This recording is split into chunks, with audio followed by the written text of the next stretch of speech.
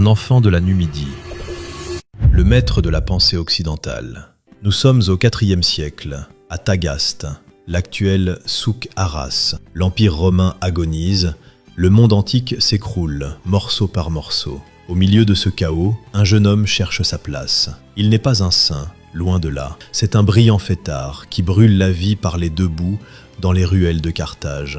Une âme tourmentée, tiraillée entre ses pulsions et une soif d'absolu qu'il n'arrive pas à nommer. Le cœur du problème, c'est un vol d'identité millénaire. Ouvrez les livres d'art, entrez dans les cathédrales européennes. Vous verrez Augustin représenté comme un vieil homme blanc, européen, à la barbe soignée. C'est une falsification totale. Aurelius Augustinus est un numide, un berbère. Il a grandi sous le soleil d'Afrique du Nord, bercé par la langue punique de sa mère, Monique. L'Occident a pris son cerveau, mais a effacé son visage.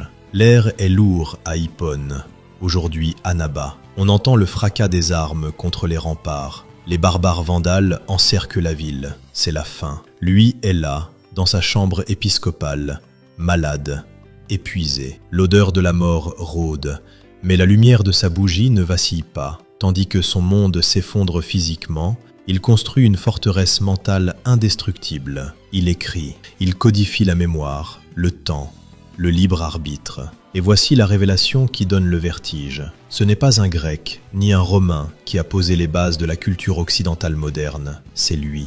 Descartes, Luther, Pascal, tous ces génies européens n'ont fait que commenter les notes de bas de page de cet Algérien. Sans lui, la philosophie moderne n'existe pas. Il a donné à l'Occident sa colonne vertébrale intellectuelle, alors que l'Europe était encore dans les ténèbres.